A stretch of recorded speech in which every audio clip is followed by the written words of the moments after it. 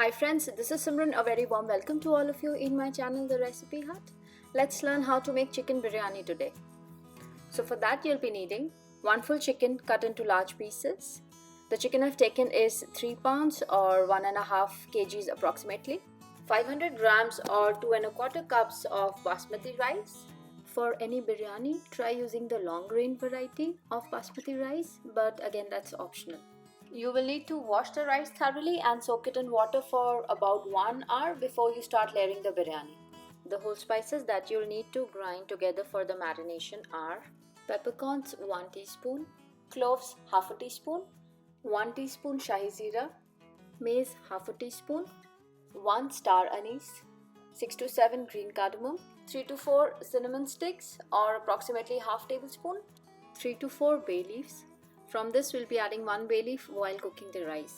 You will also need 1 cup of finely chopped cilantro and half a cup of finely chopped mint leaves, 3 to 4 green chilies. I am adding whole chilies. If you want, you can roughly chop it and add it. Salt to taste, red chili powder half a teaspoon, coriander powder 1.5 teaspoons, cumin powder 1 teaspoon, 1 tablespoon of freshly grated ginger and 1 tablespoon of freshly grated garlic, 1 cup yogurt, finely sliced onion 1 cup. I'll be frying the onions and using half of it for the marination and the remaining half we'll be using while layering the biryani. And 1 tablespoon lemon juice. While layering the biryani, you will also need 2 tablespoons of Desi Ghee, a few strands of saffron soaked in lukewarm milk, a few drops of kevra water. This will give a very good restaurant-like aroma to the biryani, and you can get this in any Indian grocery store, but this is completely optional. So let's start making the biryani. In a deep cooking pot or a kadai, add oil, and once the oil is hot, we'll start frying the onions. But make sure you don't put a lot of onions at the same time, otherwise the onions will not be able to be crisp. So now we just need to fry it till it becomes light golden brown.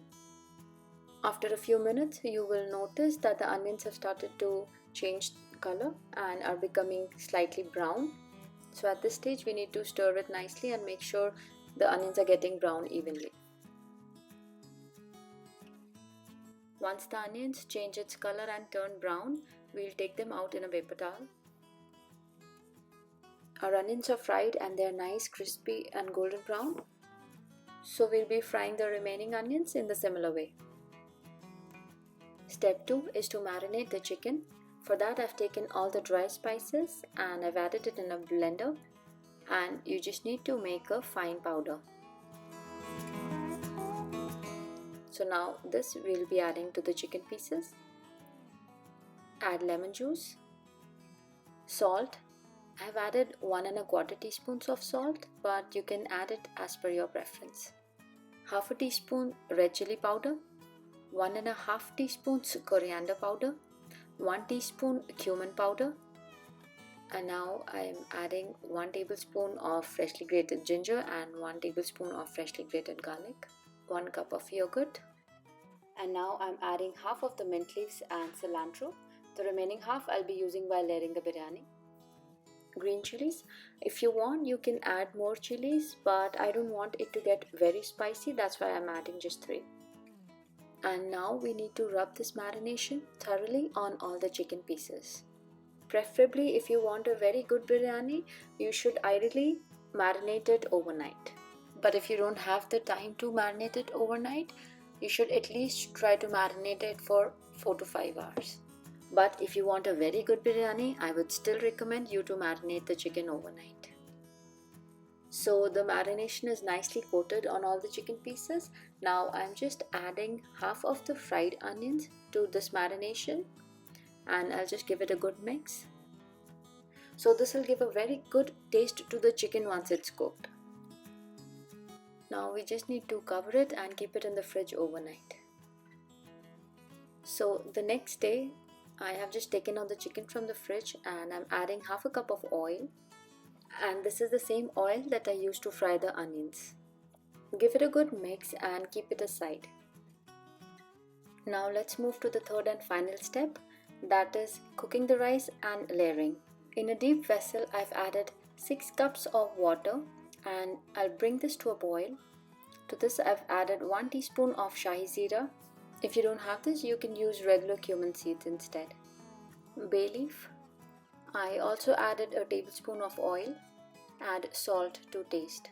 Now at this stage you need to taste the water and see that the salt should be just right. If the water is not seasoned properly, the biryani will not be good. On the other gas, I have taken another heavy bottomed vessel, and to this I am adding all the marinated chicken pieces. And now you just want to press all the pieces and make sure they are touching the bottom of the pan, because you want all the chicken pieces also to get properly cooked along with the rice. So the water has come to a boil. At this stage, we are going to add the washed and soaked rice. You need to soak the rice for 40 to 50 minutes before you start doing the third step. And now we'll just let it cook. We don't want to cook the rice completely, we just want it to be 50 to 60% done. The rest will be cooking with the chicken.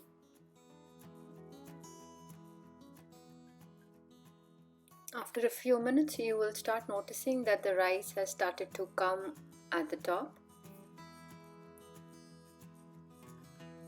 So we'll just let it cook for another few minutes.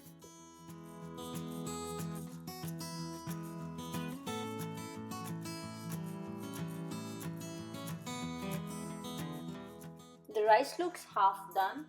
Now you will just turn off the gas and we'll strain the water and we'll start adding the rice on our chicken. The other method is you can strain all the rice at once using a big colander or a sieve and then add it to the chicken, or you can just do it like this. Do not press the rice, just place it very gently over the chicken. Once you've added all the rice, add ghee, finely chopped cilantro and the remaining fried onions, a few drops of kevra water and saffron soaked in warm milk. So finally we are ready to cook this biryani. I am sealing this pot with a whole wheat flour dough. This step will ensure that the steam doesn't escape, so all the flavors and the aroma of the biryani will remain intact. This step is optional, but I highly recommend you to do it. So we'll just press it from all the sides to ensure that it's nicely sealed and the steam does not escape. I'm placing heavy weight on the vessel, but this is completely optional. Now we'll turn on the gas and we'll cook this biryani for 5 minutes on high flame. After 5 minutes, we are going to keep the gas on medium and we'll cook it for another 10 minutes on medium flame. After 10 minutes, we will place a hot skillet or a tawa under the vessel and then we'll cook the biryani for another 20 minutes on low flame. So total, I cooked it for 35 minutes. Please note that while cooking biryani, timing is very important. Once the biryani is ready, we'll turn off the gas and let it sit for 2 to 3 minutes.